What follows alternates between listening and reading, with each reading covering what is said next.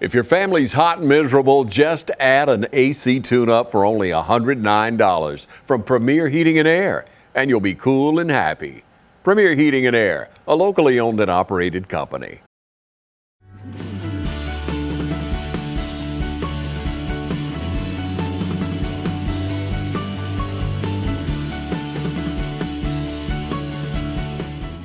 Welcome to our first Friday, September 1st. Wow. Labor Day weekend. We got a great program planned for you today. I hope you've enjoyed a great breakfast this morning.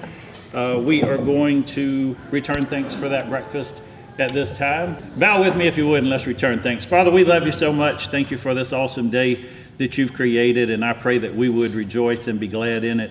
We thank you for a great community that we live, work, play, and learn in, and just so many people in this room that help us be able to do that, but most of all, that we can rely on you for our strength.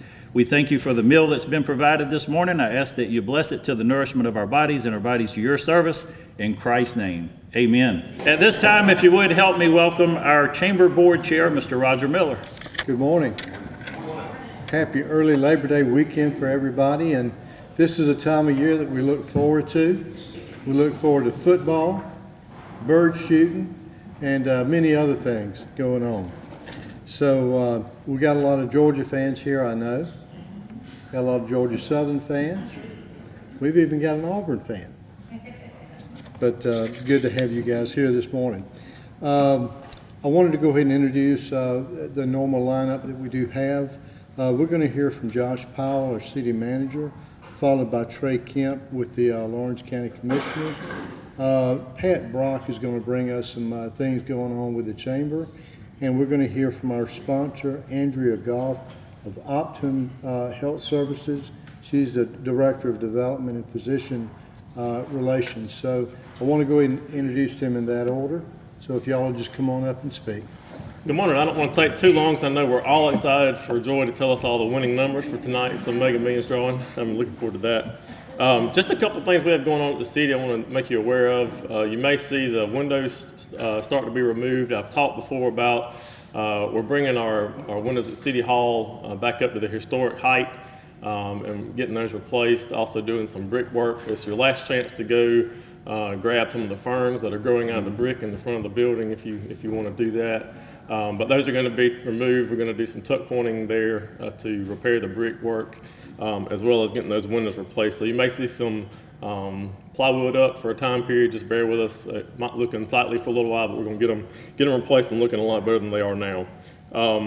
Also, you may have seen in the newspaper where we're advertising for an additional polling place for the upcoming November 7th election. Traditionally or regularly, the city elections all take place at one polling place, which is Stubbs Park or Calhoun Park Gym. For this election, because we're also having simultaneously a county election for the SPLOST, the county divides the city into two precincts. That's the Family Life Center as well as Stubbs Park. So we're going to add the Family Life Center as a city polling place for this election. To avoid voter confusion, you will go to vote wherever you go for the county election. And you should be getting new voter registration cards soon from Susan Rook's office. So that's hopefully going to avoid a lot of confusion. We had this happen a few years ago, and to participate in both elections, some people had to go to two different locations to cast their ballot. So hopefully this will avoid a lot of that confusion that we had before. So just pay attention to that. If you live in the city and participate in those elections, you'll get a new card soon from Susan Rook's office, and that'll tell you where to go vote. Thank you all for having me here this morning. Good morning, y'all. I may not exactly know how to pronounce the name of the hurricane that just passed, but I do know that we were a lot more prepared for it this time than we've ever been before. Since 2018, I think it was, we've had one hurricane after another, and we've fine-tuned our response to those hurricanes. So even though we pretty much passed unscathed here in Lawrence County, we were extremely well prepared. And just to let you know how efficient we are with your money, we've also become on-site insurance adjusters. So when there is an emergency response and a declaration has been declared by either the federal government or the state government, our guys respond, they get the trees out of the road, they help out whoever they have to help for medical responses, and then they take pictures, and they give it latitude and longitude, picture, and narrative, and then we can submit those to FEMA and then get reimbursed for that, that event if a state of emergency has been declared. That way, very few, if any, local tax dollars go to that emergency response in that kind of event. So we're trying to be as efficient with your dollars as we possibly can, and I think we've continued to do that with every single hurricane that continues to hit us. I hope you guys have a great long weekend. I'm Heath Richter, and we just want to invite everybody to come on down to the Houston Clinic and check us out at our new facility. We've been in Dublin for a while now, obviously, but have a new office here, and we'd just like you to come down and see some of the new stuff we're offering. And if you need to get checked out, we'd be glad to do that for you. We've got able to do some ultrasound guided injections now, and physical therapy, and just a little bit better space. So hopefully we can get you in and out of here a little bit quicker. Come by and see us today at our brand new location, the Houston Clinic, Medical Drive in Dublin.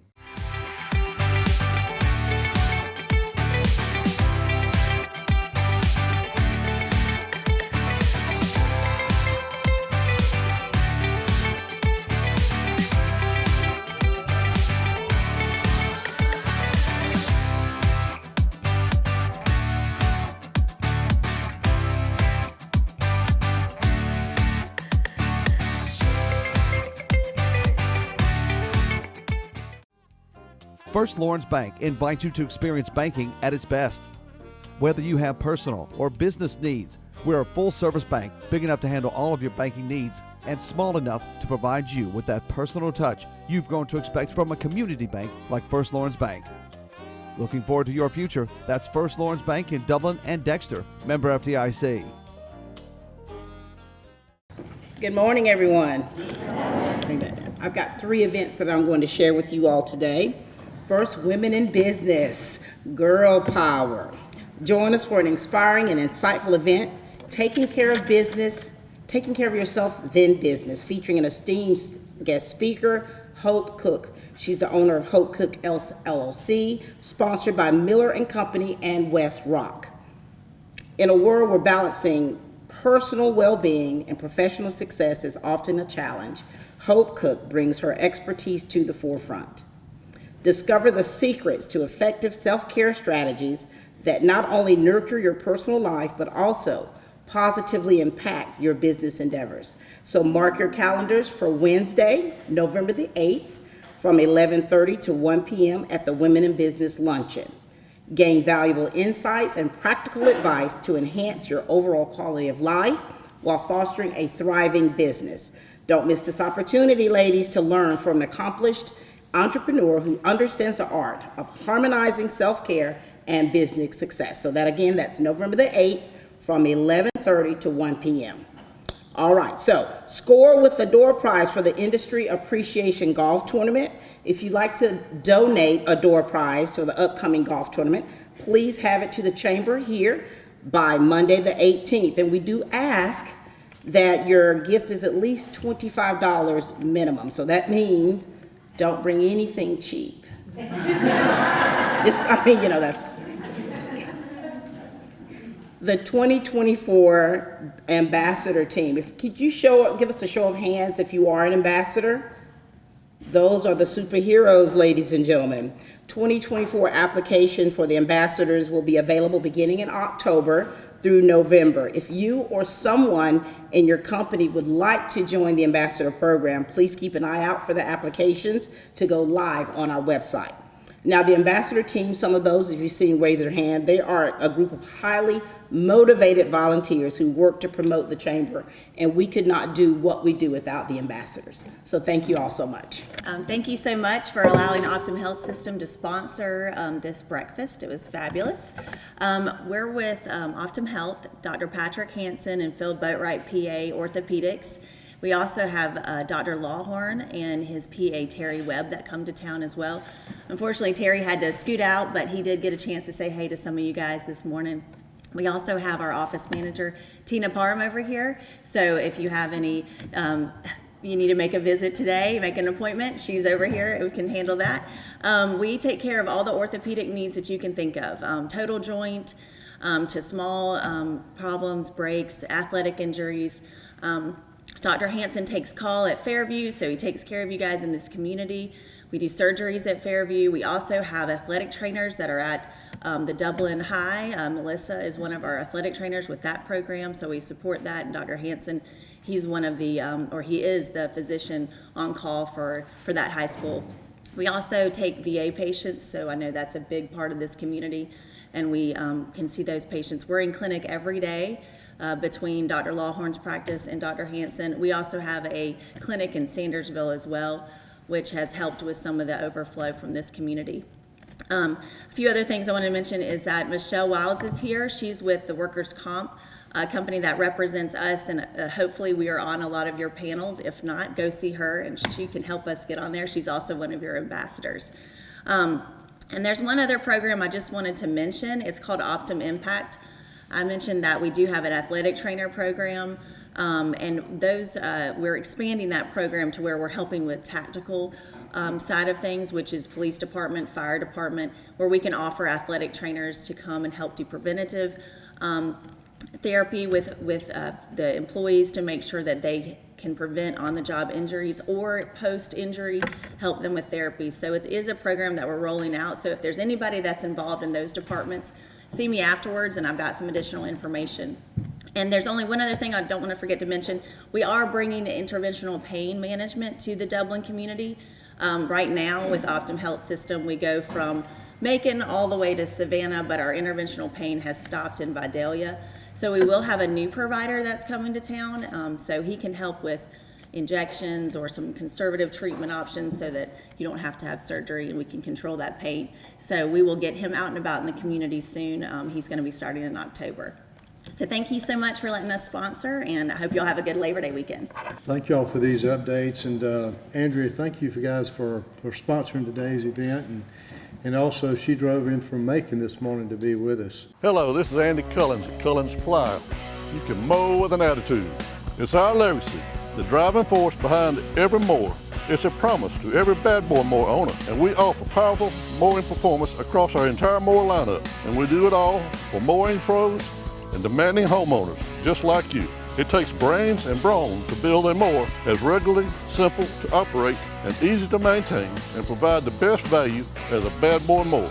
Overbuilt and over horsepowered, since the very beginning, our mowers represent the best in delivering classic American muscle. We continue to improve the process of building and innovating our mowers so that every single one is delivered to you ready to mow with an attitude.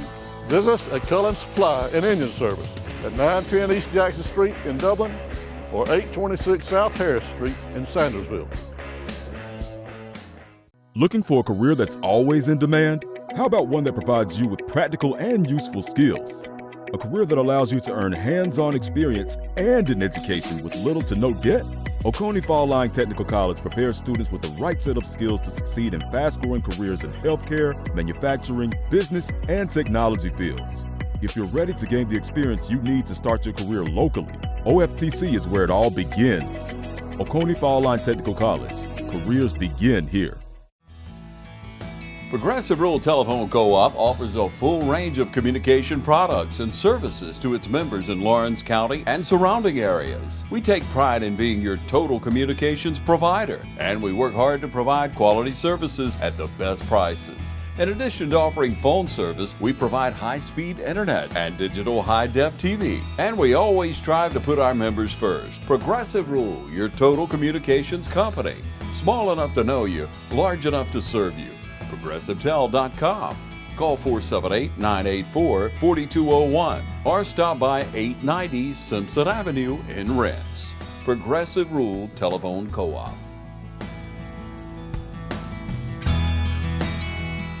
But I'm going to introduce now our program speaker, Joy Forth. She's the Director of Community Affairs at the Georgia Lottery.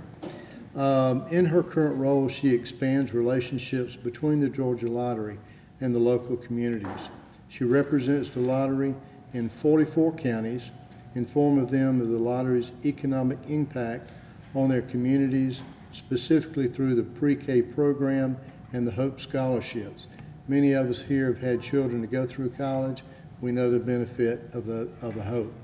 And in her former role, she's worked alongside of Governor Deal, Governor Perdue, and U.S. Representative J. Roy Rowland from our own community. And Joy, if you'll come, now we appreciate it. Thank you so much for that kind introduction. And I'm here on behalf of the lottery and as a surrogate for Gretchen Corbin, our CEO, who's out of the country and a much better speaker than I am, but happy to be here, and want to thank Heath so much for the invitation and appreciate the great working relationship that we have with the chamber and with Ryan with the Development Authority as well.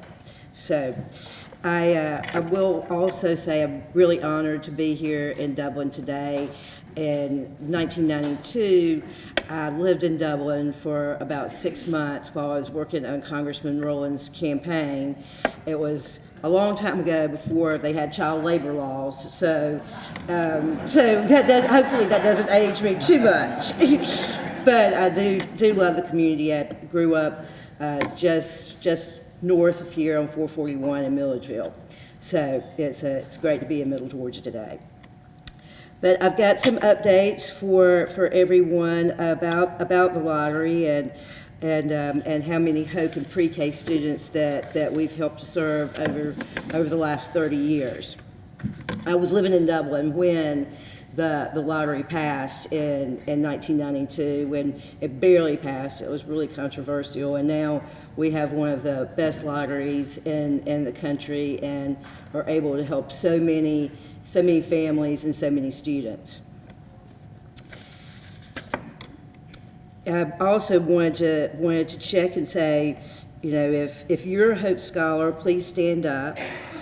Or if you've had a child or a grandchild benefit from Hope or pre-K, or if you're a member of a public or private higher education institution, or if you're an employer who more than likely employs a Hope beneficiary, you can tell that the Hope program helps touch many areas, and it certainly is helpful to keep Georgia's best and brightest here, as opposed to paying tuition at Auburn or another out-of-state school.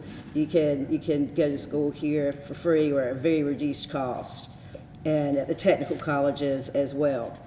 There's 27 high-demand programs at the technical colleges around the state where you can go with your complete tuition paid, so you're going basically for free. So it's a great opportunity, especially in these high-demand roles. You know, we have a hard time keeping students in the technical colleges because employers are already trying to hire them before they're able to get their certificates. And just wanted to report a little update on what's been happening recently. FY23 was a strong fiscal year. The lottery transferred over $1.5 billion into the education account. And our 23 transfer brings the total amount that we've raised for education in Georgia to $26.8 billion, so almost $27 billion the lottery's raised for education. So we hope that's been able to help lots of students and lots of families with their education. More than 2.1 million students have been served by the Hope program, and the Hope program has 6 different aid programs: the Hope Scholarship, the Hope Grant, the Zell Miller Scholarship, the Zell Miller Grant, Hope Career Grant, and the Hope High School Equivalency Examination Grant programs.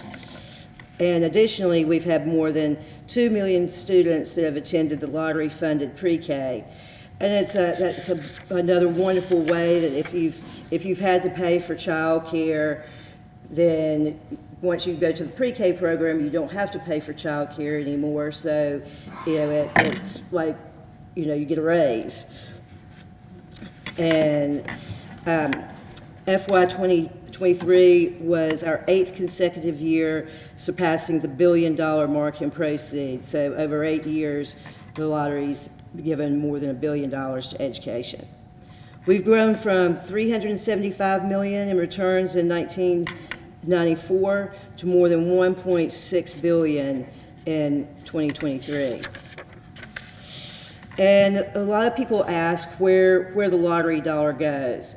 So here's a breakdown as to what each lottery dollar goes for. 64.9, almost 65% go to prizes. No one would play the lottery if they weren't getting prizes. So this is our largest expense, and it's the product we sell. Education gets 25%, which is a great percentage to be able to go towards education while still making the lottery fun and people win. Our vendors get 3.2% of each dollar. The Scientific Games Company is the company that makes the scratch-off tickets that you get at the convenience store or other lottery locations, and they're headquartered in Alpharetta, so it's another Georgia company that is making money from the lottery. And then the overall operating expenses, we only pay about 1% for that, and that includes all of our overhead expenses, headquarters salary, rent, benefits, and about 96 cents of every Georgia lottery dollar is invested back into the community, into the citizens, in the form of education, retailer commissions, or prizes. So on average, each day, the Georgia Lottery program raises about $4.2 million for Hope and pre-K. So that's a lot each day to be able to go towards education. And for Lawrence County specifically, Lawrence County has benefited greatly through the end of FY22. The Georgia Lottery has returned $538 million in investment to Lawrence County. More than 15,000 students from Lawrence County have been awarded almost $70 million in Hope scholarships and grants. More than 13,000 four-year-olds have attended pre-K with $55.5 million in lottery funding. Lawrence County retailers have earned $40 million in lottery commissions, and Lawrence County residents have won more than $371 million in Georgia lottery prizes. So it's very exciting. And the colleges and universities that serve Lawrence County, including Middle Georgia State University, Oconee Fall Line Technical College, and Georgia Military College, have educated a combined total of 67,400 Hope students and have earned almost $200 million in Hope funding. When we see this type of impact in the technical colleges and in the university system schools and the private colleges and universities. And the lottery in Georgia is one of the most successful lotteries in the country and one of the most successful lotteries actually in the world. Out of 46 U.S. lotteries, we rank number 2 in per capita sales returns to beneficiaries.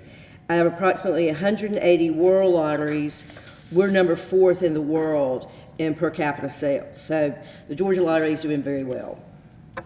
And based on our 2023 sales, if we were a for-profit company, we would rank number 21 among the 35 Georgia companies on the Fortune 500 list. The lottery continues to be strong. We returned a record $1.5 billion back to the state last year. All governors have kept promises for the lotteries to be spent only on pre-K scholarships and grants at our universities and technical colleges. If something were to change on how we give the money to the education programs, it would have to go through the legislature and be a constitutional amendment for the state. And the future's bright for pre-K students and college students, and we don't tell people to play to win, but we believe that investing in Georgia students and consider playing whatever is comfortable for you and assist in keeping our lottery strong.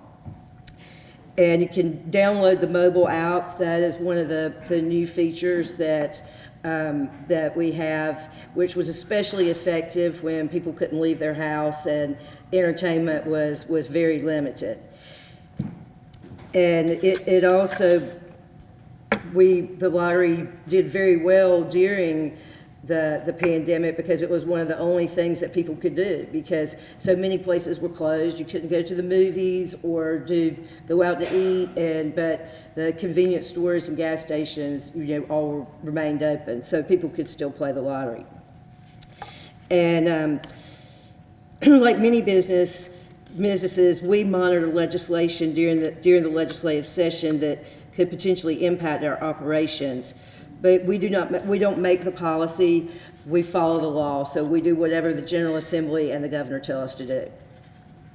And, we can serve as a resource for policymakers, telling them what the lottery has done and, how many kids have benefited from it, and, so we can give them information that they need.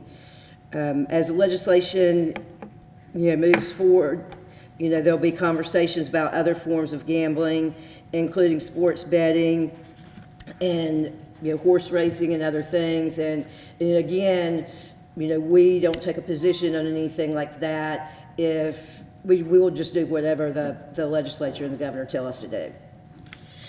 And COAM, back in 2013, the Georgia General Assembly gave the lottery the responsibility of regulating the coin-operated amusement machines, or COAM, in Georgia.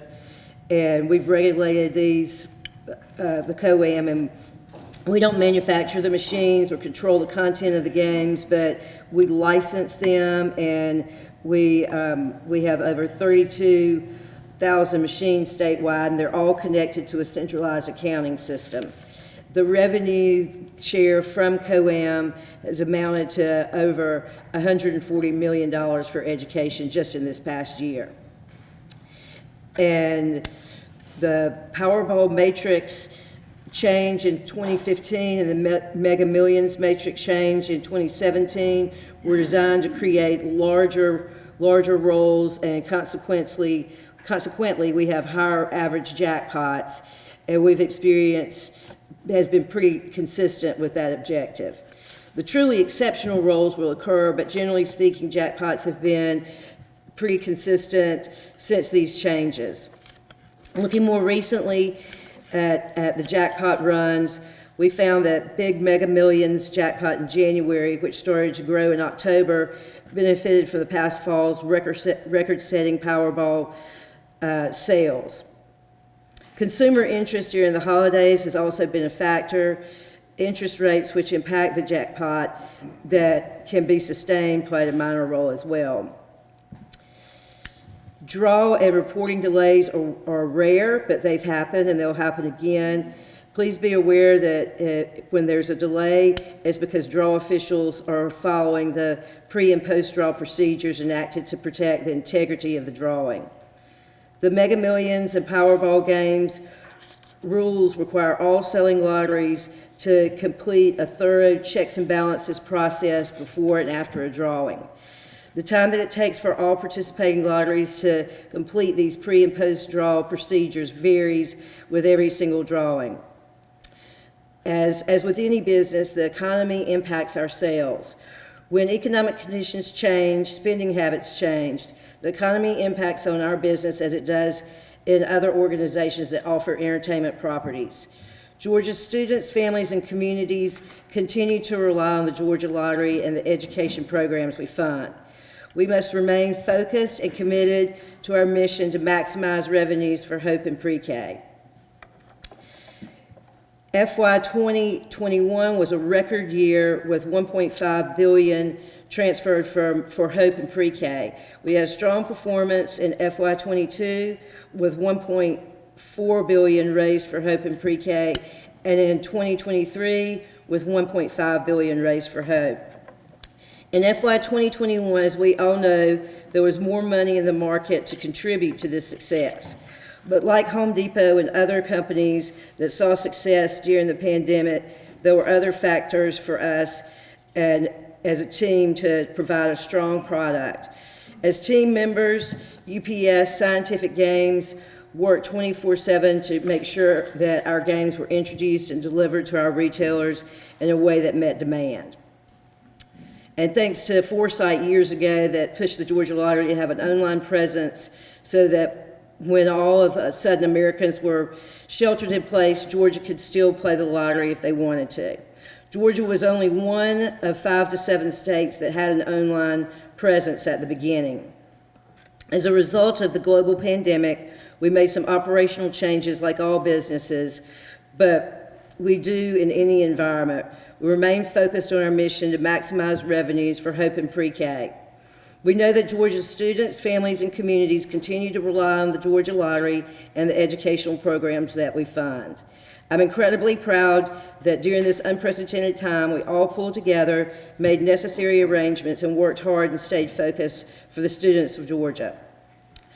Our team, retailers, vendors, partners, and players adapted, and we were able to turn challenges into opportunities. After an initial dip in sales on the onset of COVID-19, sales rebounded to record levels. We offered discretionary product and made robust changes as a result of our modified business operations. Players became more familiar with online ability to play, and many retailers remained open because of other services that they provided. Additionally, most other forms of entertainment were limited.